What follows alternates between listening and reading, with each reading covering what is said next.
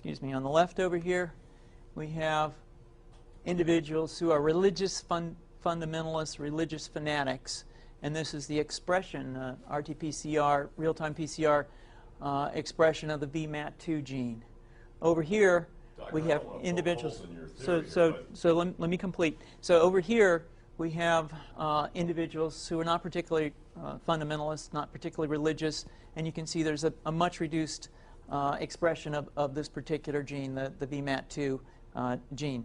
Another evidence that supports our hypothesis for the development of this approach.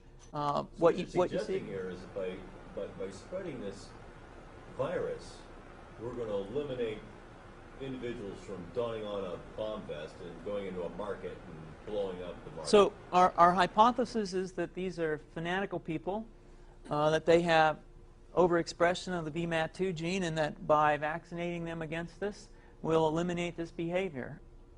So we have some very, very remarkable data in this next slide. Here we have two brain scans. These are fMRIs. These are two different individuals with different levels of expression of VMAT2. On top is an individual who's a religious fanatic, an individual, and we've repeated this numerous times, that has high levels of VMAT2. Now, this individual down here who had low levels of the VMAT2 gene, this individual would self-describe as not particularly religious. In each case, these individuals were read a religious text. This individual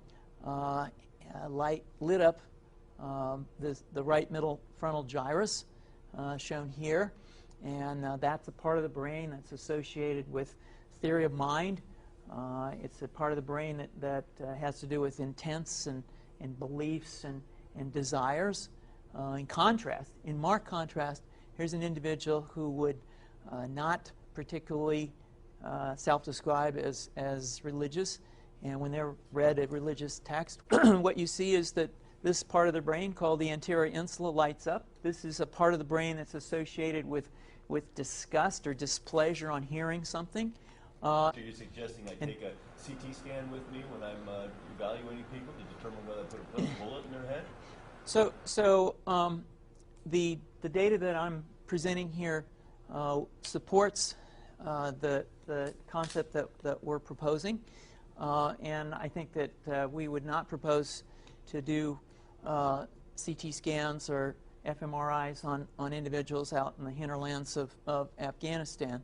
The virus would immunize against this VMAT2 gene, and that would have the effect that you see here, which is it's essentially to turn a fanatic into a normal person. And we think that will have major effects in the Middle East. How would you suggest that this is going to be dispersed, the aerosol?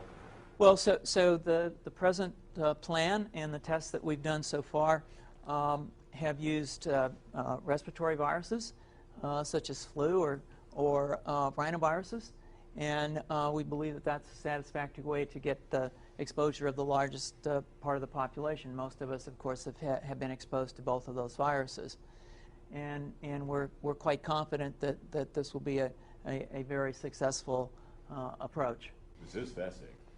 What's the name of this proposal? Yeah, so the name of this project is FunVax, which is the vaccine for religious fundamentalism. And you have a proposal already? The proposal has just been submitted, and I think that the data that I have shown you today would support the development of this project, and we think it has great promise.